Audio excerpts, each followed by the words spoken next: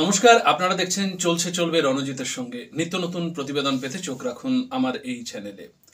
আমি আপনাদের দীর্ঘদিন ধরে বলে আসছি যে বামেদের এই সুন্দর আবহ, মানে যে আবহে বামেরা আগামী নির্বাচনে যে রক্তক্ষরণ বামেদের শুরু হয়েছিল 2011-র পর থেকে এবং সেটার সমাপতন হয়েছে 2021-এ শূন্যতে এসে, এই কারণে বিরোধী দল সবসময় যে কোনো বিতর্কে বামেদের শূন্য বলে কটাক্ষ করে, কিন্তু অচিরেই এই শূন্য পূর্ণতার দিকে যাচ্ছে সেটা আন্দাজ করতে পেরেই বিরোধীরা এইভাবে বামেদের উঠে পড়ে লেগেছে যে তাদের কিভাবে এই অগ্রগতিকে রোধ করা যায়।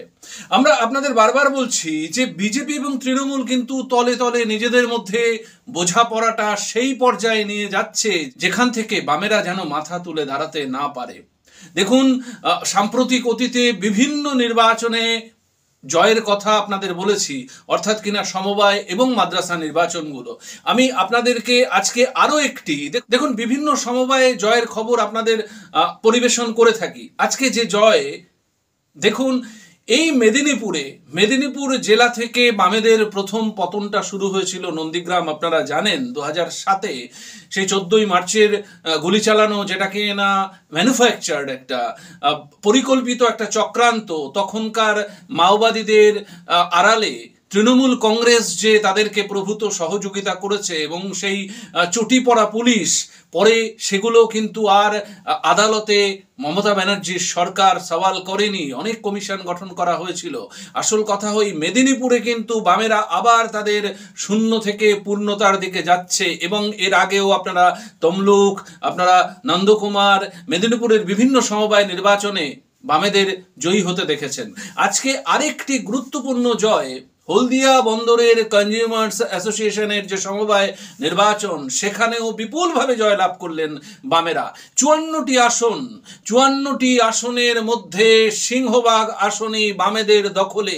এবং আপনারা শুনলে আরো খুশি হবেন, যারা বাম মনোভাবাপন্ন বা তৃণমূল বিরোধী দর্শক বন্ধুরা রয়েছেন, তারা এই খবরটি শুনে আশ্বস্ত হবেন যে সেখানে বিজেপি তো খাতা খোলার কোনো প্রশ্নই নেই, প্রার্থী তারা খুঁজে পাওয়াটা মুশকিল, কিন্তু তৃণমূল কংগ্রেস এমনভাবে কর্তৃত্ব করবার চেষ্টা করেছিল, ম্যানিপুলেশন করবার চেষ্টা করেছিল, হুমকি ধমকি চমকানি সমস্ত কিছু উপেক্ষা করেও কিন্তু শেষ পর্যন্ত শেষ হাসিটা বামেরাই হেসেছে। শুধু হাসেনি, মানে খিলখিল করে হাসার মতো, মানে ফুৎকারি উড়িয়ে দেওয়ার মতো যেভাবে তাদেরকে পরাজিত করেছে, মানে যেভাবে তারা পরাজিত করেছে তৃণমূল কংগ্রেসকে। তৃণমূলের লজ্জা যদি থাকে তাহলে এই সমস্ত নির্বাচনগুলোর দিকে নজর রেখে আগামী ভবিষ্যতে বামেদের শূন্য বলে কটাক্ষ করবে। কারণ শূন্য বলে কটাক্ষ করছে, কিন্তু প্রতিদিন তারা প্রতিটি জায়গায় যেভাবে নাস্তানুবোধ হচ্ছে, নির্বাচন যেখানে স্বচ্ছতার সাথে নির্বাচনগুলো সংগঠিত হচ্ছে, সেখানে বামেরা কিন্তু প্রভূত জয় অর্জন করছে তৃণমূলকে পর্যদস্ত করে। এবং এখানে সর্বসাকুল্যে 20% ভোট পায়নি তৃণমূল কংগ্রেস, 20%-এ যায়নি। যে ভোটটা পেয়েছে এই 54টি আসনে যে নির্বাচন সংগঠিত হয়েছে, তার মধ্যে শুনলে অবাক হবেন 49টি আসনে বামেরা বিপুলভাবে জয়লাভ করেছে। এবং যে 5টি আসনে তৃণমূল কংগ্রেস জয়লাভ করেছে অল্প ব্যবধানে, সেগুলো কার্যত যেন হারেরই সমান। একেবারে অল্প ব্যবধানে তৃণমূল কংগ্রেস 5টি আসন কোনো রকমে দখল করেছে।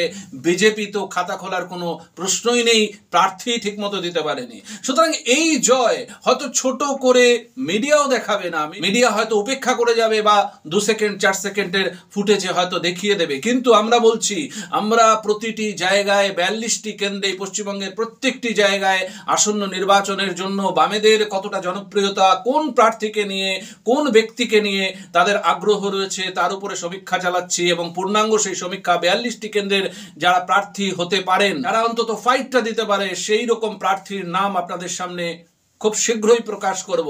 কিন্তু এই সমস্ত জয়ের কথা আপনাদের সামনে এই কারণেই তুলে ধরছি যে এই জয়গুলোই কিন্তু বিন্দুতে বিন্দুতে সিন্ধু যে কথা আমরা বলি, সেটা কিন্তু সত্যি হতে যাচ্ছে।